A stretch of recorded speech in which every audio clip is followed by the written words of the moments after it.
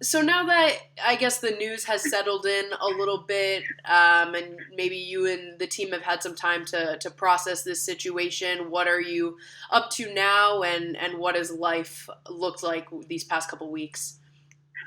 Yeah, I think it was a little bit of a scramble at first.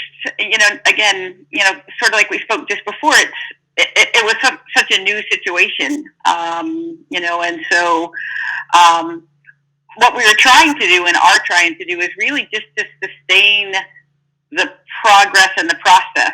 The spring for us, I think, Marley, we're really fortunate in terms of being a fall sport. And so our competitive season didn't get interrupted. So, I think our development process may have gotten interrupted, but it's still a development process that we can continue. We were focused on individual player development anyway, so I think this is a time now that it's a lot easier to do that when you have a group around you, but it's still something that each of our athletes can take and continue their development process. And our job as a coaching staff is to facilitate that. I think when all this went down, I think the first priority we had was everybody's health and wellness, physical and mental. And I think that was a challenge for all of us. And I think now we're settling into, okay, part of that is still being active, still being a part of the team. That helps us stay physically and mentally healthy. And so, we're touching base probably 3 times a week with our athletes via Zoom and, video conferencing kind of things. We're staying in contact through social media, issuing challenges, because when you have competitive people, competing is part of what keeps them healthy. So, we're trying to do all those things in a little bit unique and creative way. Yeah, I saw you guys did a toilet paper challenge. Whose idea was that?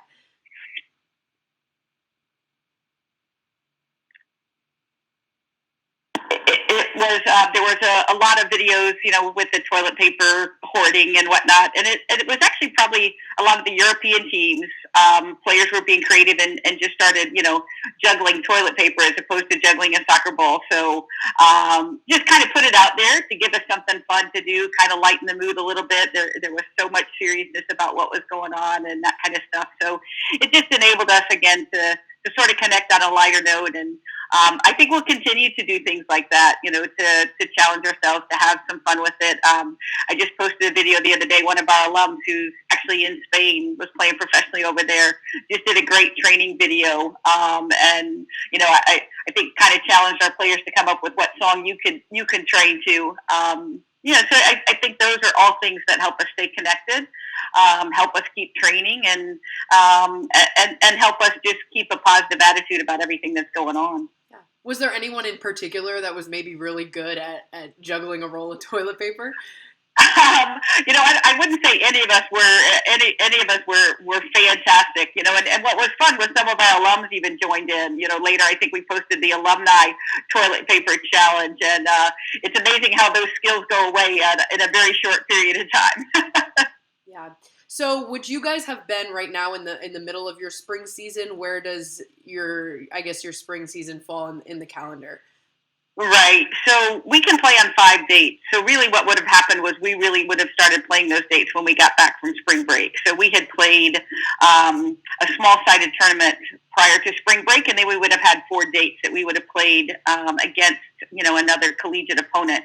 But it's not a countable season for us. So we would have had 4 developmental games, 4 scrimmages, so to speak, that we would have played kind of in the last 4 weeks of the semester, kind of before exams started. So certainly missing out on those 4 opportunities to compete. And again, it's this individual development time. So really what it takes away is a player's ability, they've been working on something for the entire spring season, maybe working on their long services or working on something, and to actually try to get to apply that to a game. That's what those spring opportunities provide, and also an opportunity for some young players to get some experience. So, we'll certainly have to kind of try to supplement that, and they're going to get to train on their own. We had our first kind of tactical, video conference where we were watching game film and doing all of that sort of remotely, but really, again, still trying to focus on the individual development that we've been focusing on all spring. If the fall season goes scheduled and as planned, do you feel like when you guys come back, it'll be kind of a rush to put things back together? Well, it's kind of always a rush for us. We're one of the few sports that doesn't get to train their athletes in the summer at all. So they can work with the strength and conditioning coach, but they can't work with us. So we get our team together kind of the beginning of August, August 3rd or 4th, and our first game is like the 22nd. So we've got a short, rushed period of time anyway. But I think this will make it even that much more because you won't have had time. Even the upperclassmen won't have played together for such an extended period of time that getting that connection back, even between players who have played here for 3 years, they will have, gone this long extended period of time without being on the field together, without reading each other. Players will have developed. And so it certainly will be a season, I think, that, you're going to see a lot of teams grow through the season and get better and better and better. And that always happens, but I think that will be even more intense with the time off that we're going to have. What is your expectation for them during this kind of down period, and what are you hoping them to bring come the fall?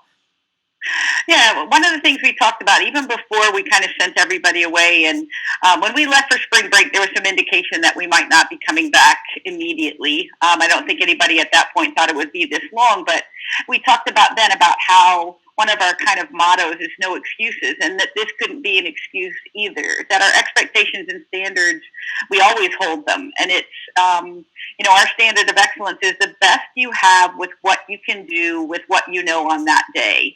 And so that's still the expectation.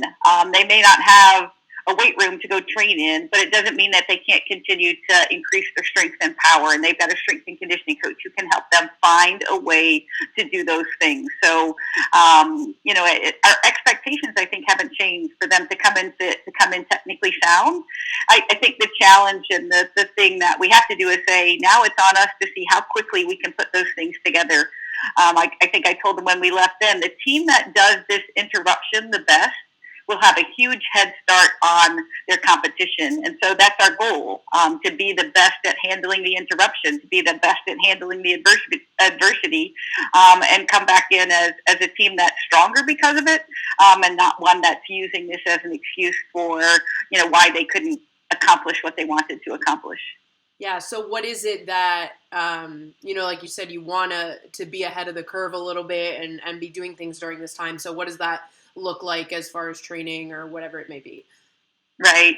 I think there's 3 things we can really, really focus on right now, and that's their technical development, and everybody can take charge of that, right? Me and a ball, and are my skills good? Can I strike a ball? Can I, and so, those are things that they can continue and don't need, a ball and a wall, and you can do a whole lot of work, from that standpoint. Their physical development, again, no one's telling you can't go outside and run and find a hill and sprint, and and really what you're developing through that, resiliency and commitment is really what you do when someone's not watching. If they even when they're here and seeing us on a daily basis, if all they do is what we tell them to do, they're never going to reach their potential. So this is really challenging them to say, you know what, this is something that I want, and I'm going to go out. And yes, I've got guidance. I've got coaches that are giving me a Techne app that I can go and, look at things that I can do against the wall and how I can develop my skills. I've got a strength and conditioning coach that will give me all the guidelines, but it's on me to actually go out and do those things. But I think the other biggest piece is, can we still come together as a team, even though we're not in the same physical location? Because that's a big piece of it, is what's your team culture like?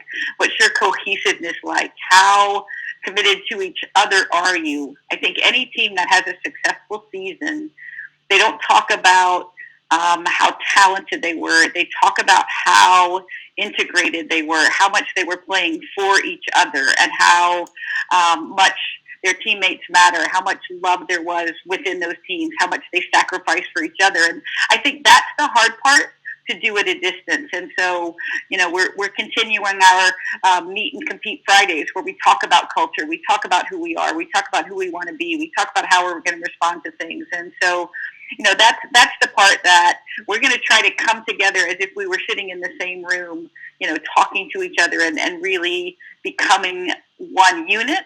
And we're going to have to do that like this over video conference. But again, it's something that I think we can do. We're very fortunate that we have this technology, because without it, we really struggle to do that.